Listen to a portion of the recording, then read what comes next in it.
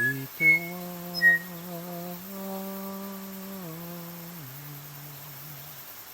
ka tiki ngā tāne ki arangi te rangi uha ka whi mai a pepe tina a haweke I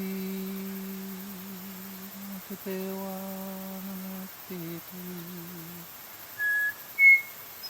he hono a pepe tina ka tāne mauta ka puta mai a Hineraukatauri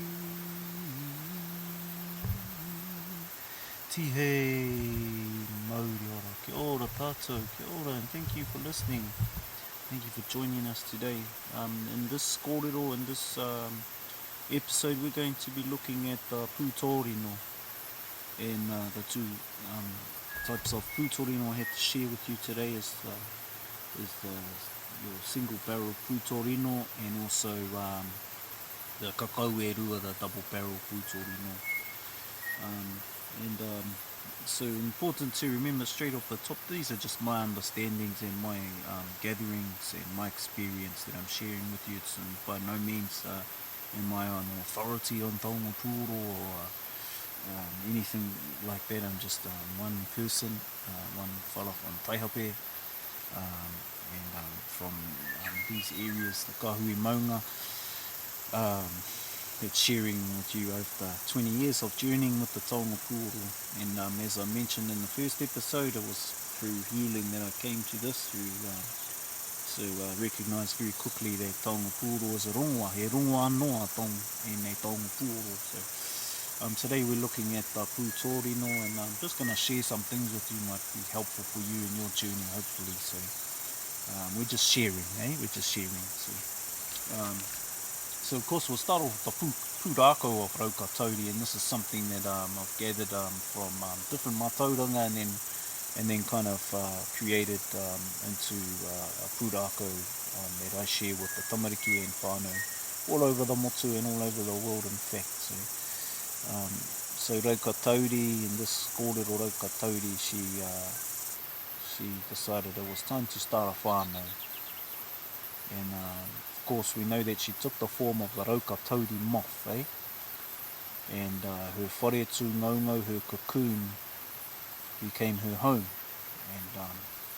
And this is the inspiration that our tūpuna took to create the Pūtōrino, from the āhua o the Pūtōrino, the āhua o the wharetu ngaungau o the pepe nei. So from this night moth and her cocoon, this is where the shape of the Pūtōrino come from. And so my understanding and my learnings, my experience, Raukatauri, the chrysalis of the Raukatauri moth can also come in a double barrel chrysalis, which is she's one of the only butterflies or moths to be able to create these double barrel Pūtōrino.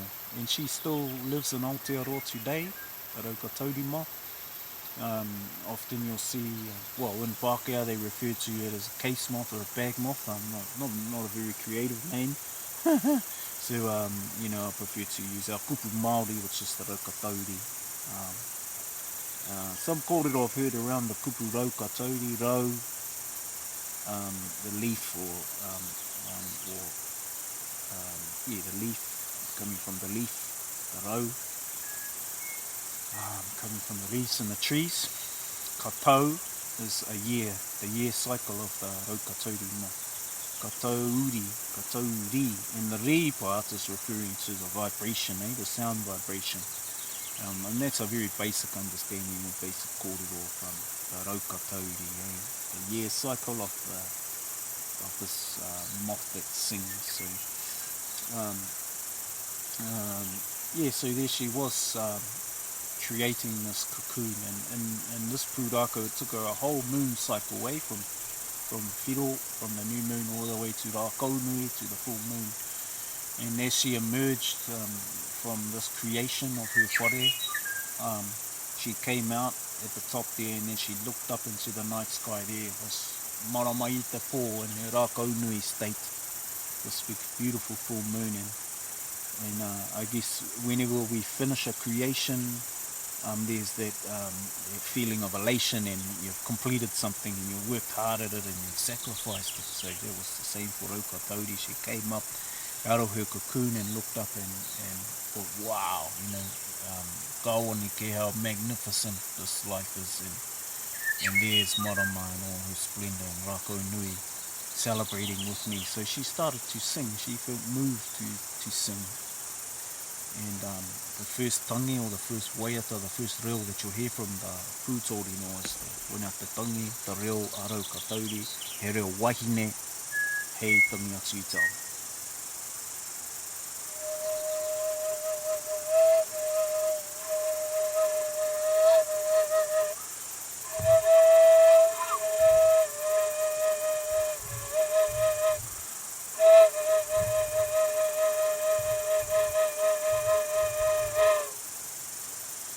So there she was singing to the moon in this beautiful night, in celebration and giving thanks to the Pūtaiao for this opportunity to create a whānau.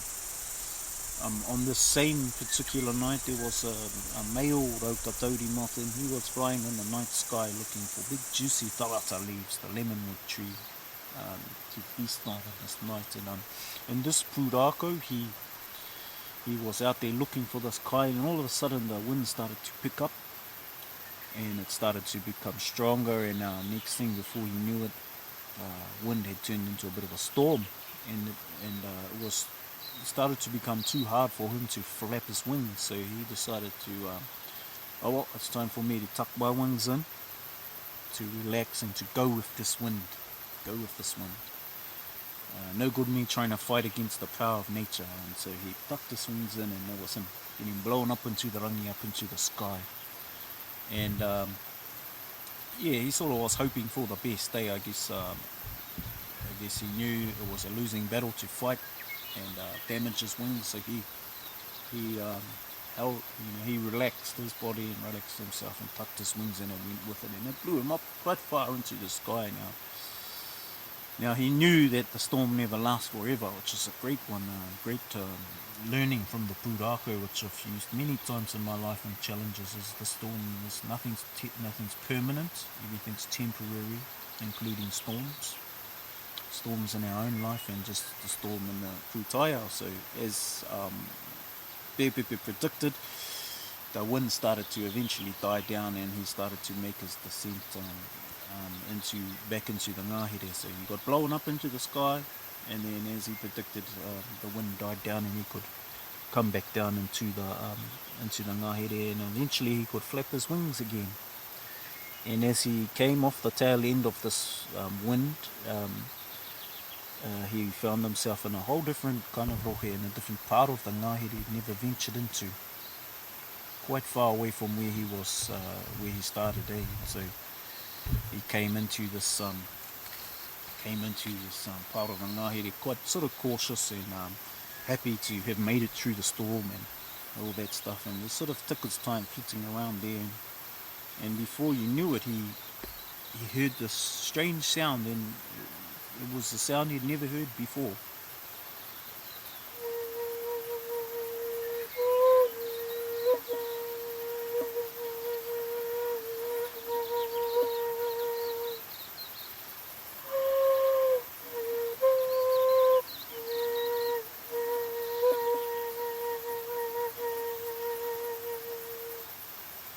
And he thought, oh, wow, Hineraukatauri to te ratangi, who's this beautiful singer, where's the song coming from? And he decided at that time, oh, well, yahatakai, never mind about the food, I'm going to fly towards this beautiful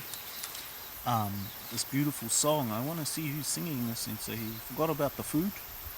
Never mind about the food, I'm too inspired, I'm going to follow this beautiful waiata. And so he flew and he flew and he flew. And the sound grew stronger and sweeter and more mysterious to him. He was very curious to know who was singing the song. And eventually he came to the branches of a tarata tree, and there he could see Raukatauri hanging out in her cocoon. He had finally found who was the source of this beautiful song, the most beautiful song, in fact, he'd ever heard. And he sat on the branches of the tarata tree and he looked across and he admired her beauty. Now she was so intent in singing her waiata that she didn't even notice him flying into her sort of area, and she kept singing her song. And he just waited up there patiently on the branches and he listened to her singing. And eventually she finished her song of thanks, of her inspirational song, and she went back down into her cocoon. And so Pepepe, he was sort of waiting in the tree there, and he saw her go back down into the cocoon, and he knew that she hadn't noticed him, and so he waited up there and thought, oh well, that's the end of that, and maybe I should continue on my path looking for Kai, or I don't know, maybe that doesn't feel right. He thought I felt that was a very inspiring song for me, so I know, he thought, this beautiful whakaaro dropped down, I'm going to sing back to her to give thanks and to acknowledge this source of inspiration, this beautiful waiata. So the second voice that you hear in the Pūtōrino, from the Pūtōrino, is the kōkiri tāne, the male voice, and this is what his song sounded like.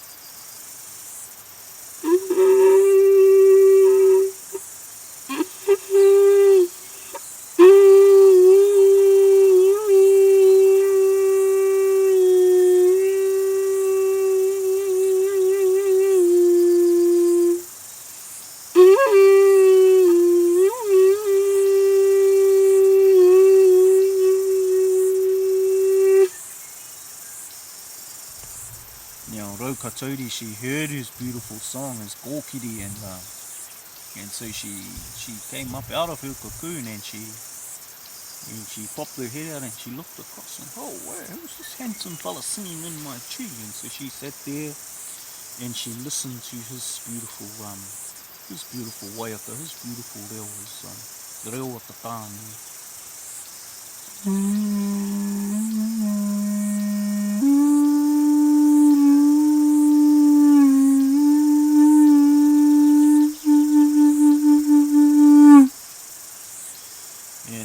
She was like, whoo, how magnificent his song is, and she was really quite taken back by his beautiful song, and she listened carefully, and in the pūrākau he finished up his waiata, and he knew that she had noticed him because she started to sing back to him, and then it was his turn to listen again. When she finished, he started to sing back to her, and they did this all night long, listening to each other's beautiful reo and getting to know each other through the waiata, through the beautiful songs, I should say. And they went on all night long, and of course, as night started to turn to day, ia ki ana tā tākura, up came tamanui te rai over the maunga, and as the rays of the sun, Hihi tahi came in and reached the forest, Raukatauri, she had the final song, in the still of the beauty of the morning, of those.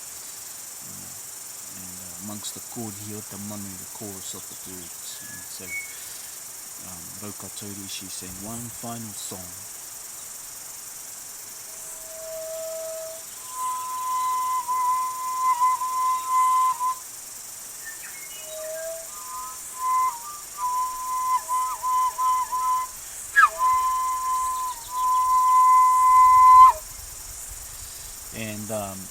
And in this song there was an invitation. It's like when we go to the marae and there's a pōhiri, there's a karanga, from our wahine out to invite people to start to move inside. And so the same thing happened.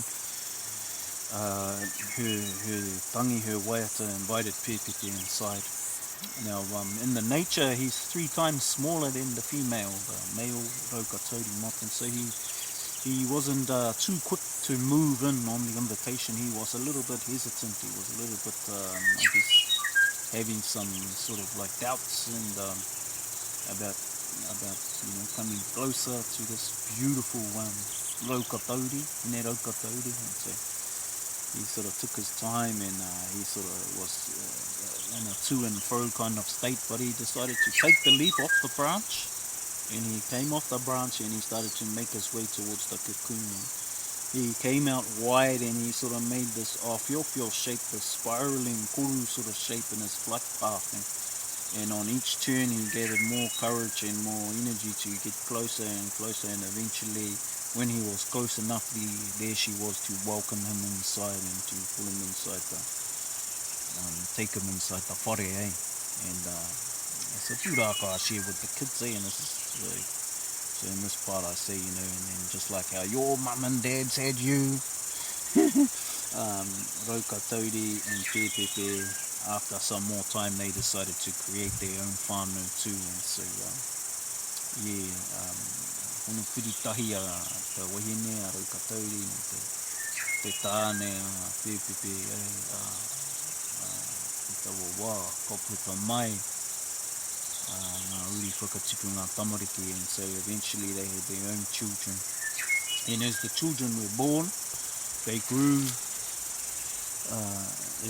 they moved up from the bottom of the cocoon where they first were as little Pepe, and Pepe, and then up they came up into te maititanga, taihohi rangatahi, and as they came to an age, it was time for them to move out of the home. They started ngauana kei wahora, and they started to eat their way out of this wharetu ngaunga, the cocoon. And as they ate their way out, they gathered together there, and for me the last waiata that you hear in the Pūtōrino is the reo o ngā tamariki. And so this is played in the central part. The female voice is played on the side. It's cross-blown, just like a kōwauwau at the top of the cocoon, where Raukatauri was positioned to sing her waiata to the moon. And then the kōkiri is straight down the barrel, much like playing a pūtātara or a pūkaya or a trumpet, that's the kōkiri tāne. And then in the central part here is usually where I play the sound of the tamariki, and most people do. And so koina te waiata a ngā tamariki me pene.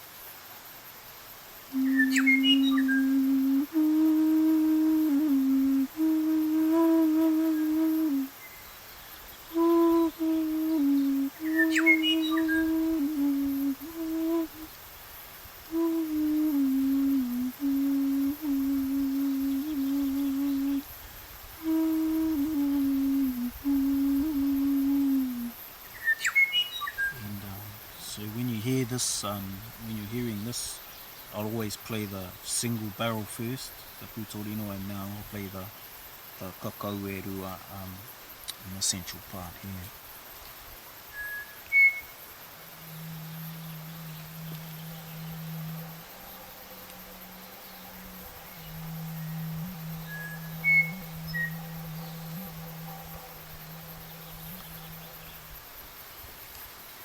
Yeah, and so that's the kōrero of the Pūtōrino, that's the pūrākau, eh?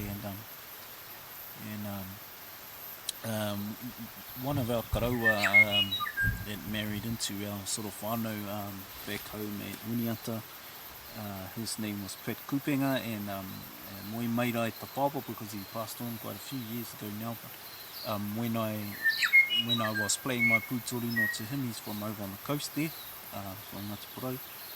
He talked about that the Raukatauri moth, she actually does make this kind of this song. When she finishes her cocoon, she comes up out. This is his kōrero that he shared.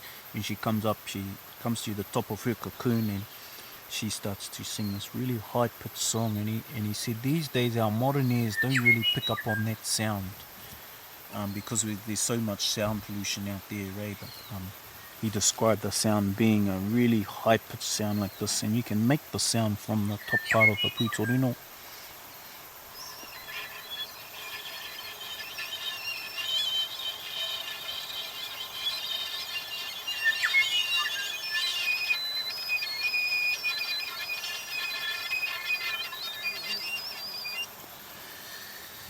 And so hopefully you could hear that. And yeah, he talked about that high-pitched sound attracts only one type of male in the ngahere. Yeah, only one type of male in the ngahere. So when that one male out there that song's designed for hears that sound, no matter what he's doing, basically drops everything and he can't help but fly towards the sound. It's sort of like a sound that's a super attracting sound that he can't help. So whatever he's doing, he'll stop. Even if he's flying in a different direction, he'll fly back towards that. And as he approaches the cocoon, the whare, through her song, there's some resistance from him, and he'll start to try and fly away from the sound, but he can't help but fly towards it. And then she'll sort of change her different pitches and tones, and eventually bring him in close enough to the cocoon. Now she's got these big front legs, and that she uses for her mahi rāranga. And I often think about Hineraukatauri. She is referred to as our Atua of Waiata and Taonga Puoro, sort of, I guess in a more modern kind of sense, the goddess of music. But also for me, she's also a master weaver, because she weaves that cocoon and that double cocoon, and then she also weaving her songs, which attracts her mate. And so when he gets close enough, she uses those weaving hands, and she plucks him out of the sky. She grabs him in mid-flight and brings him into the cocoon. And then they in science they call it copulation, when insects te ono o ngārara, when they're copulating and they're having sex. And this really funny story the koro Pat Kupinga told me was that after copulation, after sex, the male gets sleepy, It's in sleepy state, which I'm sure a lot of you males can understand. And so he's sleepy, in a sleepy state, and what she does is she then starts to weave him in, kind of like weaves this, kind of ties him up like in another sort of cocoon, or like wraps him a little bit so that he's in a sleepy state, he's so nice and snug and wrapped up inside. And of course, when he comes to and he sort of snaps out of it after some time, he's sort of a bit stuck. And he can't move or get out of there, and he can't fly out of there anymore. And so eventually he perishes, he dies. That's the natural cycle of the Hineraukatauri mo. So he perishes and dies, and then sometime after the children are born, ka puta mai ngā tamariki, and their first meal is their papa. So they eat the father, they eat the male, and then it gives them enough strength to be able to eat their way out of the cocoon, and then that whole cycle starts again. So that's a beautiful pūraka and beautiful kōrero from Papa Pat Kupinga, and around the Hineraukatauri moth and the Pūtōrino. So my first ever Pūtōrino, I want to make mention to this karaua that I met up in Tūrangi when I first started on my sort of healing journey and started to really wānanga on Taonga Puoro. I was guided to go to Tūrangi, which at the time I was living in Ohakune, and I hitchhiked up because I was too pohara. I didn't even have a car, I don't think, or maybe I had a car but I had not enough money for petrol, so I hitched up there one sunny morning, just on the inspiration and the tohu to head up there. And just as I was being dropped off in Tūrangi, I was walking, and I out towards Tukanu actually, and walking along that road, and then I happened to by chance meet this karaua who was at his point in his life was a carver of houses, but then was coming towards the end of his life, and he made 3 Pūtōrino. And the 3 Pūtōrino, one of those Pūtōrino that he made from a Rimu branch, I happened to meet him and spend some time with him, and he gifted that one to me. So that's my first ever Pūtōrino that I made, that was made by this kraua, one of our whanaunga from Tūwharetoa there. So I wanted to mention that because that actually, I got that early on in my Puoro journey, and I didn't even know anyone that had a Pūtōrino. I mean, I saw the pictures of Matu Hirani with them, and Matu Richard, and Tūngā Tangata, Haumanu and that group, but to me, I was trying to make them, and I wasn't very successful, and then I met this beautiful kraua who gifted me that Pūtōrino, and tūrangi there, or just took anu. So nei rā te mihi atu ki a koe, papa, Tūwharetoa tēnei te mihi moi mai rā i ngā whetū hei tira marama mai kei rana tātou. So there's some kōrero about the Pūtōrino. Because I was still sort of recovering from mental kind of illness and stuff, I used to spend hours up here in this ngahere just trying to get sound from the Pūtōrino. So if you're beginning your Puoro journey, I quite often say to people, look, it's not about trying to make a pretty sound, or it's not about, at first, it's not trying to mimic or play the greatest tune, the most popular tune or something like that. I think a lot of our people, they listen to other people playing Taonga Puoro on CDs. I certainly did myself, listening to Matua Richard and Hirani, and I'd just try and copy their tunes all the time. One thing that I realized early on was it's important that we find our own unique reo in this journey of Puoro. We can't just copy each other. And I listen to other Puoro players, and I can hear the influence of Matua Richard and Matua Hirani and those early CDs that they made on Te Kuta Fair and all that. And I feel like we risk just all sounding the same, and then skip out our own unique voice. So coming back to the ngahere for me all the time, and listening to the korimako, like this beautiful korimako singing, tēnei te mihi atu ki a koe, tūpuna e te tuakana nei, no tō waiata reo reka ana, is, these are the teachers, these are the ultimate kaiako for us, not too much our human ones,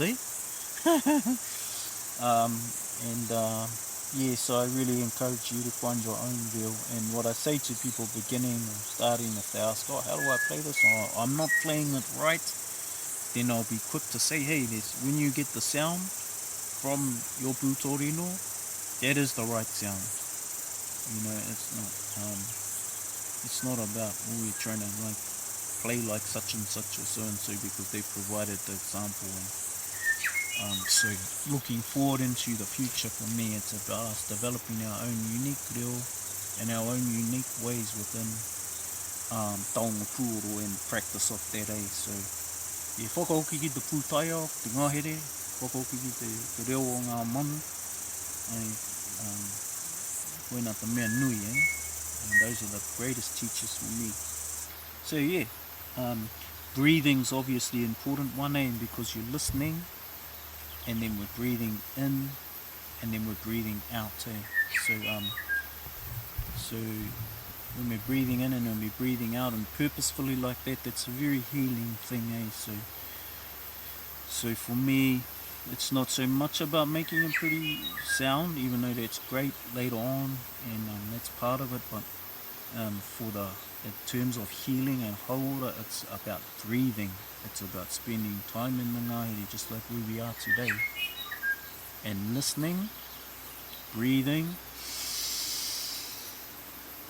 and then using that long breath to he wakatangi. So even one tune, like one sound, one rangi,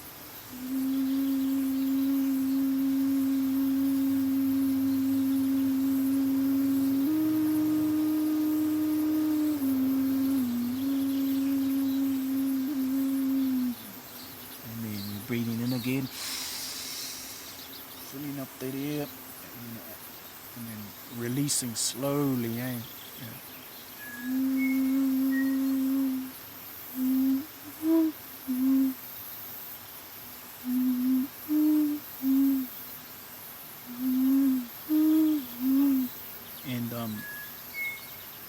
And so there's a pattern right there for us, eh, from that manu, and you'll notice that they repeat patterns too, which is great in terms of an approach, because we don't want to get caught up in the Western way of music, which is all notation, and and there's a very limited it's only a limited amount of notes in Western music, and so we want to really not try and get caught up in that approach, and to remember that our notation system comes from the nature, which is unlimited. So even after 21 years of having this Pūtōrino, there's still new songs coming. There's still new sounds coming out, and that's because it's unlimited, eh? And so those are some few thoughts and an approach on how we utilize Taonga Puoro. The important thing is, again, what I say is coming back into the pūtaiao, sitting and listening, breathing, and mena whakatangi, eh? Okay? So, what else can I share with you about the Pūtōrino? Hineraukatauri. That's that we can also incorporate our voices in the sound as well. So our own voice, that we make in our korokoro.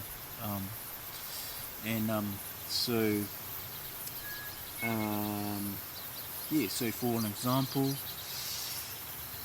this is not using my voice but just my breath. And this is me using my voice as well.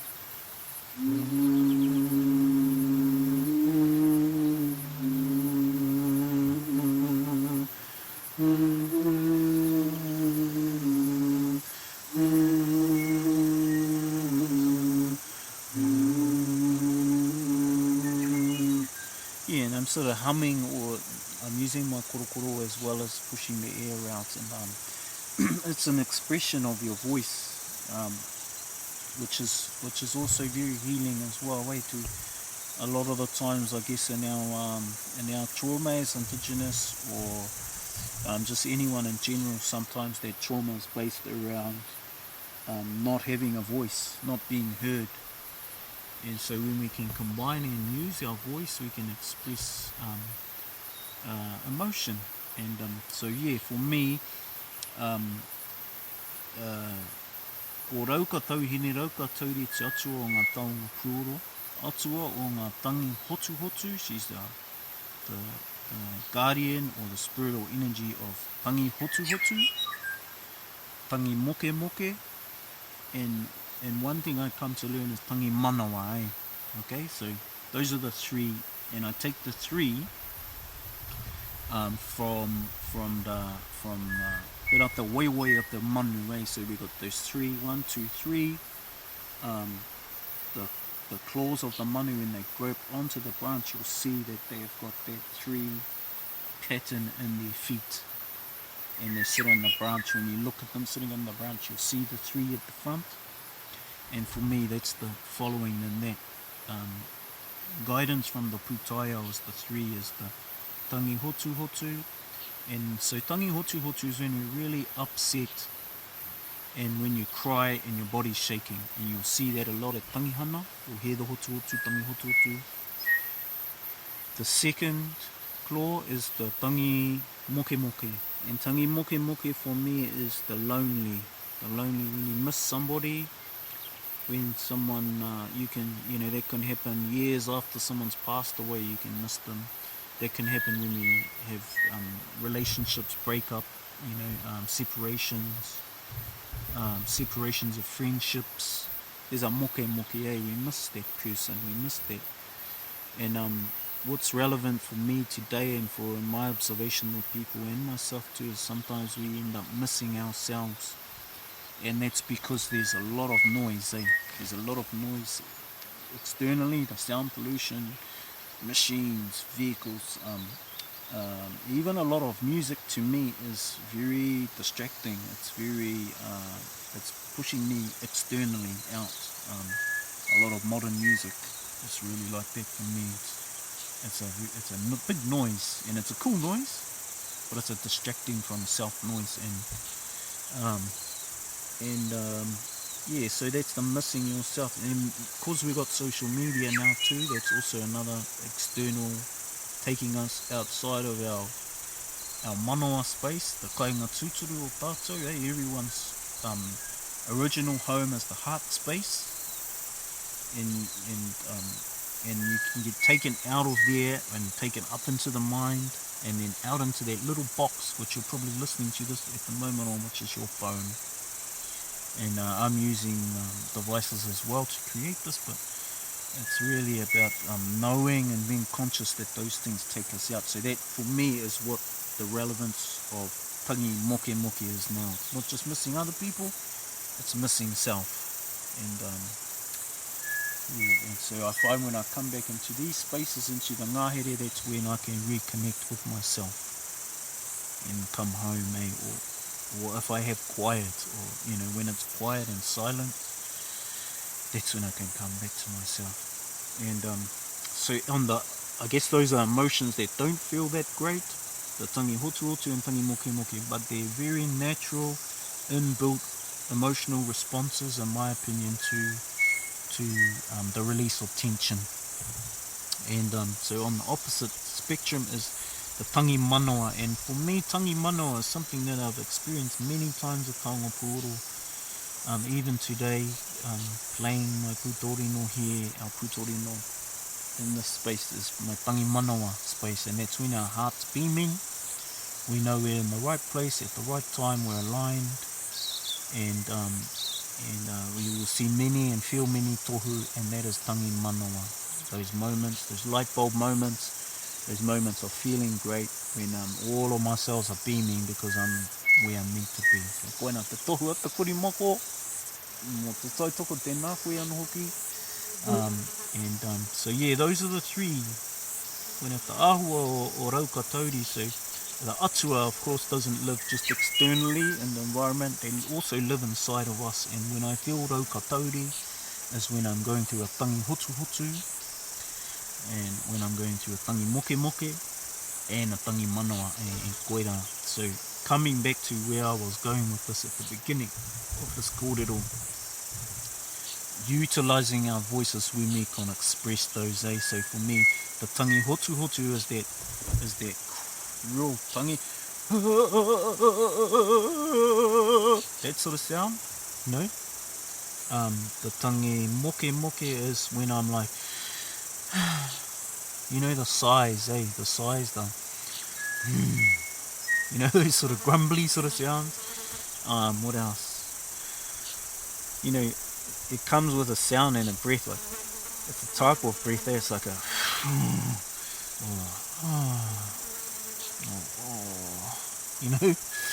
those sort of sounds. And then the tangi manoa, well, that's, for me, maybe that's not so much of a sound, or could be like a yay, or yay, and those sort of sounds. So you're tying it back into how we can utilise our voice with the puoro, because that's something our tūpuna did, and maybe I don't really, not that I'm hearing a lot of Taonga Puoro practitioners playing a lot of the time, but I don't really hear a lot of our that happening where it's like playing your puoro and incorporating your reo at the same time, your own voice, so that you got that piritahi, that coming together of you as a being and your Pūtōrino, your taonga. So yeah, koina te kōrero o te rā nei. I'm going to leave it there, and I'm just going to finish by playing our Pūtōrino just for the next minute or so.